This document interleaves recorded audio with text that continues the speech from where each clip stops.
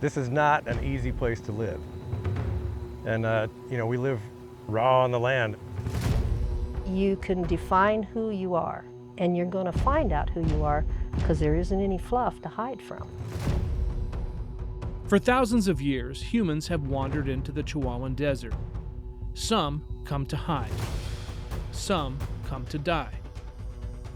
But the artist comes because they have to. Here in Terlingua, we say that we're all here because we're not all there. I mean, I own a bunch of dirt and cactus and rock, and I wouldn't trade it for anything. The draw of the desert is strong, too strong for some to ignore. And for the painters, sculptors, and visionaries drawn to the Big Bend, it doesn't just offer a sublime view. It awakens your soul. It holds up a mirror. And if you stare into that vast emptiness long enough, you realize the only way to survive it is to create.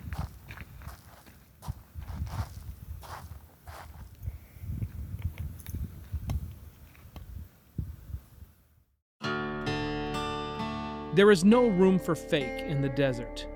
This is a place where the sun melts plastic. The wind tears down veneers.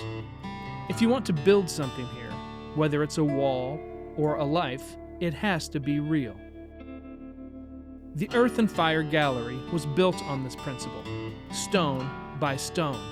This is an authentic thing. The history on it had gone back to 25 years ago. It was nothing but a foundation at that point, an old foundation that dated back to when the mines were here. So what you see behind me is actually dry stack. This isn't a veneer. Didn't buy this at Lowe's. It was hand stacked, and it's done with chips. It's the domain of Linda Walker, a curator who has spent years championing art that reflects the grit of this region. She knows better than anyone that to create here, you have to let go of the easy life. You will have to live with who you are and not be able to gloss it over by going to the movies, going out to eat every night. If this speaks to you, it speaks to you, and it speaks to you for that. It doesn't speak to you because it's convenient, because it's not.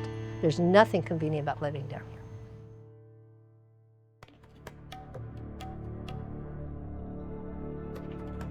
The desert strips away the comforts of the modern world. No 24-hour convenience, no noise, just you and your craft. I live off-grid. I live about 12 miles out in the desert, and it sounds like a long way, 12 miles, but now I'm used to it. I've done it so many times. Michelle Billings lives this reality every day. You may not know Michelle's face, but if you've ever visited the Terlingua ghost town, you know her hand. That "Welcome to Terlingua" sign that you took the selfie with.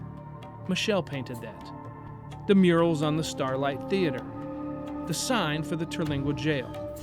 Michelle's art is the face of this town, even if she chooses to remain in the background. But to paint the desert this honestly, you have to endure it.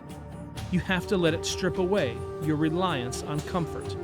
A lot of us are in a lot of the same situation as far as struggling to live off-grid, and you can't think about it, you just have to do it, and I've just done it a lot for many, many years. This stripping away process is painful, but the pain is necessary. It clears the canvas. Be sure to hit like, subscribe, and tap that notification bell so you can join us for every Wild Yeti Films adventure. And if you have any Big Bend photos or stories you want to share, send them to info@wildyetiFilms.com. Now, back to the show.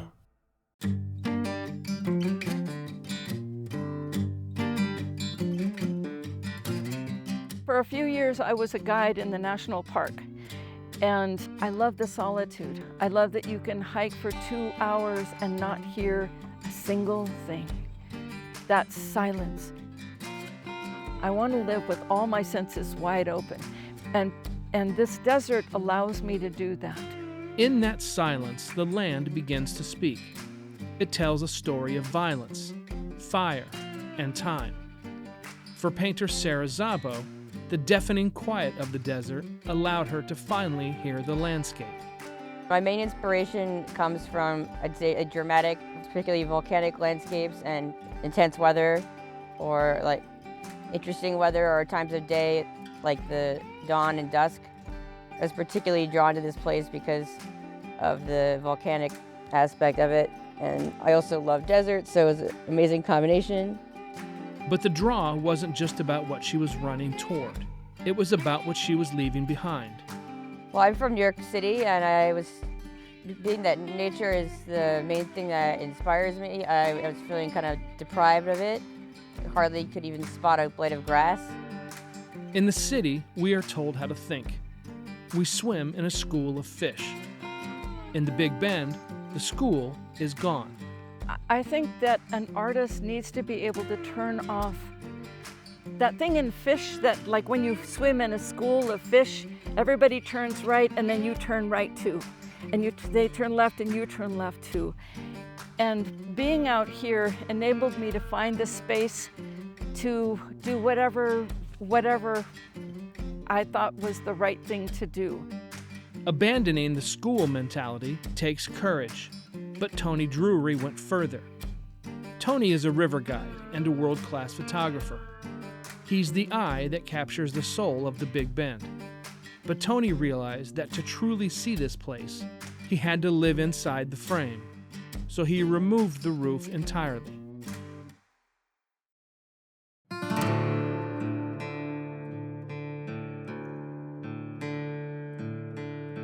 End of last summer, I built an outdoor bed. And for most of last year, that's where I've slept. I sleep under the stars now. And it has presented a lot of challenges. It's been an exercise of mine. And one of the greatest payoffs of this is I wake up every morning and I'm looking up in the blackest, darkest skies, and I can see every star out there, shooting stars almost every morning. I don't even know how to really put words to it yet. And it's something I don't even really document. Being a photographer, sometimes I gotta put this thing down and just really enjoy a thing like that is better experience than it is captured. Tony found that when you remove the ceiling, you invite the universe in.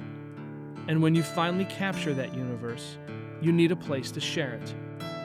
Places like Vanga Art Cafe, where Tony's work hangs today, and Earth and Fire are not just galleries. They are gathering places where the survivors come together to compare notes on the void. Inside Vanga, you will find the work of several artists, including Christine Moe, an artist who traded the humidity of Houston for the dust of the desert. It was so nice to move here this last year, and it's quiet and it's peaceful. Where like in Houston, I might get up at like 3 in the morning to have that allotted amount of time to paint where it's quiet and you can just hear your own thoughts and all that. So a lot of it for me here definitely has been the quietness and the beauty, and the light is amazing because when you're outside painting or just in your house with a lot of windows, the light that I get here it's so much better.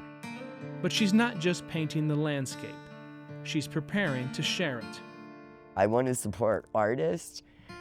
I want them to come, I want them to stay, I want them to experience the solitude of the solitario, the beauty that is.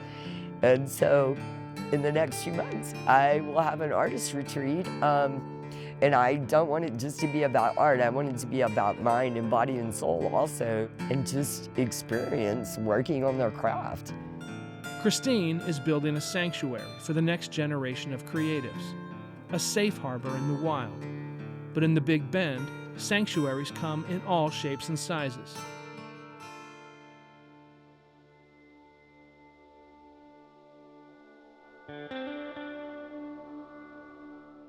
Not far from Terlingua, Frona Fern Farrelly has built a sanctuary of her own. But she didn't use stone, she used glass and light. I'd always heard about bottle buildings and working with bottles. And then I looked it up, and they do it in Thailand and the Philippines and all over the place. And my husband really liked the idea too, and we just decided to do this. And the whole town dropped off their bottles. All the bars and restaurants saved their bottles for me, and I just pick them up, and bring them home. And we just made tons and tons of bottle bricks, is what I call them. And this has taken us over 4 years to complete. We really enjoy doing this, and they look so beautiful. It's gonna just be an icon in the community forever, because you drive by and you're like, wow, it's so pretty, and you can see all the bottles. Frona turned empty bottles into a cathedral. She took the refuse of the past and built a monument for the future. You never throw anything out, though. You keep everything, and everything is a piece of art to you. Everything you look at is a painting waiting to happen. Molly Dumas works on a different scale. She proves that you don't need acres of land to build a world. Sometimes you just need a sardine can. My can started when I was eating some sardines, and after I finished, I thought, well, I can't just throw away this can. It's too lovely. What could I do with it? So I made little dioramas inside of them, and they sold really quickly. So I made some more, and then I got tired of eating sardines. So I made friends with people who had cats, and so they began donating their cat food cans to me. I love the challenge of what could I do with this? And I hate throwing things away. This is the alchemy of the desert. Trash becomes treasure. Scraps become stories. And Anita Goss goes even deeper. She hunts for the literal bones of the landscape, turning ancient fossils into modern gems. I started a new art project. I've been hunting for dinosaur bone. So now I'm making bone jewelry, and so that's been real fun. I don't have any for sale yet, but I will have in the next year. And it's just gorgeous because it shows the cells that were in the bone and has become agate. And when they're polished, they're just beautiful. This is the lesson of the Big Bend. Nothing is ever truly dead. In the right hands, everything can be reborn.